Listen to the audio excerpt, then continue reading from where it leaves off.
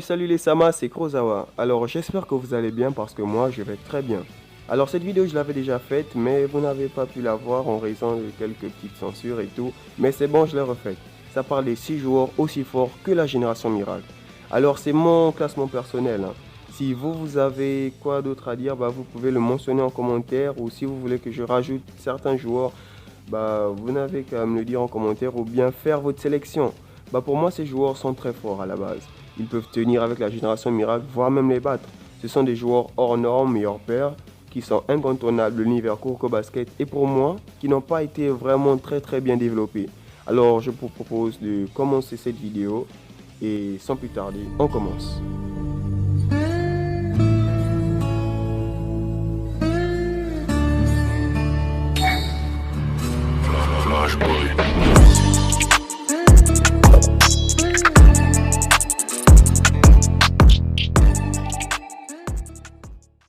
Alors, le sixième joueur de mon équipe, ce n'est autre plus que Chiryo Mayuzumi.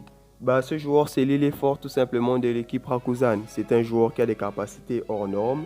Il peut maîtriser le Misdirection Overflow. Et comme Akashi l'a dit, c'est la version 2.0 de l'équipe Rakuzan. Il est meilleur que Kuroko parce qu'il fait des percées en dribble, tout simplement. Il est vraiment très fort ce joueur. Il a la capacité de faire des passes, des transversales comme au foot. Il a la capacité de s'effacer du terrain, de son Misdirection Overflow, être invisible. C'est quelqu'un qui a un caractère assez particulier parce que, il est comme Kuroko, voire même pire, parce que parfois il ne répond pas à certains de ses coéquipiers. Et il se vexe très rapidement, il se frustre, et c'est le seul joueur qui est en terminale de l'équipe.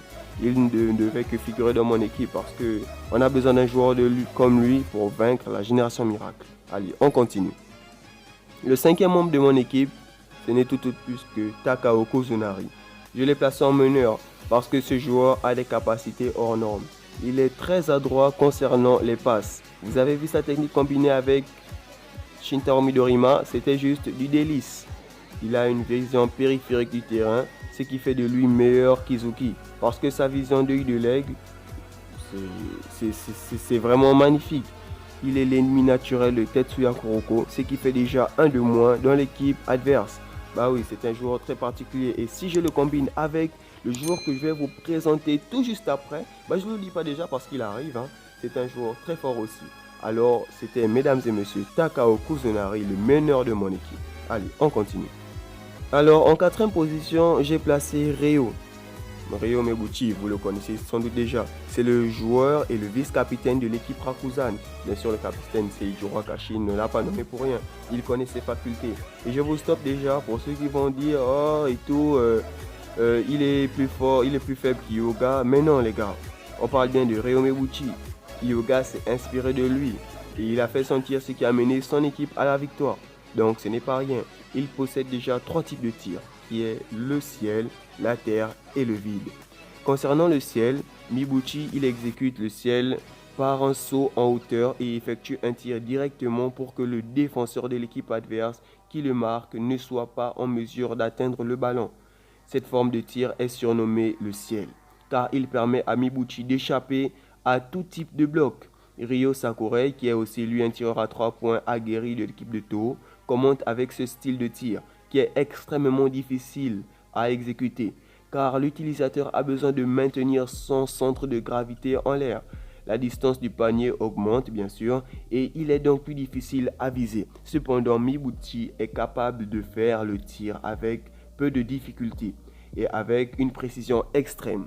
Concernant le tir de la terre, ce style de tir invite Mibuchi à être en contact avec les adversaires tout en contrôlant la force de son tir et en réussissant à ne pas avoir de faute. Cette méthode est surnommée la terre. C'est un lay-up en créant un contact avec le défenseur, souvent en retardant un tir en permettant à un adversaire de sauter avant lui, ce qui provoque une faute et offre un lancer franc à Rakuzan. Bien sûr, dans mon équipe, la team Kurosawa si vous voulez, ce serait vraiment très avantageux d'avoir un joueur comme lui. Mibuchi peut faire avec précision ce qui amène 3 ou 4 points à mon équipe. L'ensemble que Mibuchi avant autant de points que possible, comme il fait en remarquant qu'il est très gourmand et qu'il peut donc faire 3 ou 4 points en un jeu. Il semble toutefois qu'il ne peut pas toujours utiliser ce mouvement, surtout qu'il a besoin de quelqu'un pour bloquer en premier. Et le dernier tir, c'est le vide. Le vide de Mibuchi enlève toute possibilité aux joueurs adverses de défendre, l'empêchant même de sauter. Le secret du vide est la profondeur du lancer avant de sauter. Lorsque Mibuchi utilise le vide, il s'accroupit encore plus bas que des tireurs normaux. Et quand il tire, le défenseur ne peut plus bouger. Ça fait de lui un joueur inévitable, un tireur à 3 points. Les gars, vous n'allez pas me dire que sans le chat qui est dans l'équipe de Tetsuya Kuroko, Hyoga ne serait rien. Il n'allait même pas réussir à contrer une seule fois Ryo Mibuchi. Écoutez les gars, c'était Ryo Mibuchi. Nous continuons le classement de mes joueurs. Les positions de mes joueurs. Alors le troisième joueur de mon équipe, ce n'est tout autre plus que pour moi et le capitaine de mon équipe, Teppei Kiyoshi. C'est un excellent pivot, il fait très bien le job. Il a un sang-froid, un caractère de leader. Il donne des conseils qui peuvent motiver toute une équipe. Il peut aussi jouer en tant que leader. Parfois, il peut même être meneur. Il n'est pas bon aux 3 points, mais de temps à autre, des 3 points avec lui, ça rentre. Il a un esprit d'équipe vraiment très élevé. Il a des techniques qui ont fait chez moi Sakibara comme le Vice Claw. C'est une technique qui permet de capter rien qu'avec la force de ses doigts et de sa paume de main, de bâcher le ballon en air. Il a une capacité à retarder la décision grâce à ses grandes mains. Il a vraiment de grandes mains. Quand je vous dis vraiment, c'est vraiment des grandes mains. Il peut tout aussi changer la direction de ses passes. Par exemple, s'il est en train de faire un lay-up, il peut changer son lay-up en une passe, en arrière, à droite ou à gauche. Teppei Kiyoshi, c'est vraiment le joueur que toutes les équipes rêveraient d'avoir. Et c'est ce qui manque à l'équipe de Hakusan. Si vous voulez bien que je vous explique, ou encore à la génération miracle, parce que nous ne refusons pas qu'Akashi est un très bon joueur. Mais ce n'est pas vraiment ce qu'on peut appeler un motiveur de troupe comme Teppei Kiyoshi. Akashi a le sang-froid d'un capitaine, nous ne refusons pas. Mais il n'a pas encore ce que Teppei Kiyoshi a, c'est-à-dire l'esprit du collectif. Akashi se base sur les performances individuelles de ses joueurs, il les motive avec ça. Or que Teppei Kiyoshi a la capacité de motiver toute une équipe, de mettre les paroles qu'il faut, quand il faut et où il faut. Mesdames et messieurs, Teppei Kiyoshi, troisième membre de mon équipe, le capitaine pivot. Alors, le deuxième joueur de mon équipe, on y arrive presque à la fin, c'est Imuro Tatsuya, l'ennemi juré ou encore le frère de Taiga Kagami. Les deux originaires des États-Unis, quand ils vivaient encore ensemble, enfants, un jour voyant que Kagami avait du mal à se faire des amis, lui proposa de venir jouer avec lui au basket. Les deux se sont très rapidement bien entendus et Imuro a commencé à apprendre à Kagami comment jouer au basket. Donc en quelque sorte, Imuro c'était le mentor de Kagami dans la jeunesse. Et comme on dit toujours, l'élève finit toujours par dépasser le maître. Et vous l'avez très bien vu. Imuro c'est un joueur très exceptionnel.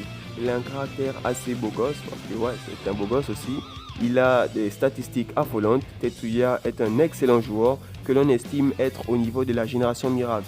Après son retour au Japon, il est notamment doué dans son style de jeu, qui est extrêmement fluide, qui lui permet d'effectuer des feintes ou des tirs invisibles. Son tir invisible le plus connu, ça s'appelle le Mirage Shoot. Vous voulez encore le tir invisible. Le tir invisible est un tir quasiment impossible ou imparable si vous voulez, qui consiste à feinter celui qui tente de l'intercepter en lui donnant l'impression que le ballon le traverse. Cette technique a été montrée la première fois dans le match de street basket contre Kagami. Pendant un match contre Yosen, on apprend comment fonctionne la technique du Mirage Shoot. Imuro a 2 possibilités pour réussir, sinon l'adversaire saute tout de suite pour le contrer. Imuro fera alors semblant de tirer en lançant le ballon en l'air avec une trajectoire verticale, ce qui est tout d'un plus impossible pour le commun des mortels, hormis Imuro. Pour ensuite récupérer le ballon tout en étant suspendu dans les airs et lancer à nouveau vers le haut. Son adversaire aura alors commencé à redescendre et ne pourra pas bloquer son tir. Sinon, si son adversaire a compris comment marche sa technique et décide d'attendre un peu avant de sauter pour ne pas redescendre, quand Imuro enclenchera son tir de nouveau, Imuro choisit alors de ne pas feinter et ainsi de tirer directement. Le joueur adverse sera donc trop juste pour intercepter la balle. Alors Imuro c'est un joueur qui a des réflexes impressionnants. C'est un très bon joueur, très fort, très technique. c'est vraiment la prunelle de mes yeux. Sans lui, vraiment, je ne sais pas où serait mis mon équipe. Bah, j'ai un peu hésité entre l'ancien joueur de la génération miracle, celui qu'on a viré et tout, là, Shogo Aizaki, mais je me suis dit, bon, mais non, Shogo Aizaki n'est pas si exceptionnel que ça. Donc, j'ai préféré placer Tatsuya Imuru. Alors, nous arrivons à la fin. Et en première position, j'ai placé, bah, c'est évident qu'il soit là. Bien sûr, Taiga Kagami, le joueur le plus fort de tout simplement tout l'univers. Bah écoutez, vous allez dire tout ce que vous voulez, hein. Vous allez dire tout ce que vous voulez, c'est lui le plus fort. Il a montré ses facultés, ses techniques, son caractère, sa force, son sang-froid. Il a tout montré en finale, en demi-finale, en quart de finale, en huitième de finale. Regarde, il a battu Seiji Akashi. Bon, je dis pas qu'à lui seul il a battu. Mais bon, pour moi, le plus fort de la génération miracle, c'est Seiji Akashi, bien évidemment. Mais le plus fort de Kuroko Basket, c'est Taiga Kagami, le pivot. Il a vraiment une technique hors norme avec un saut de malade. Il a la capacité, excusez-moi encore une fois, de rentrer dans la zone au-delà de la zone, ce qui fait de lui un joueur extraordinaire.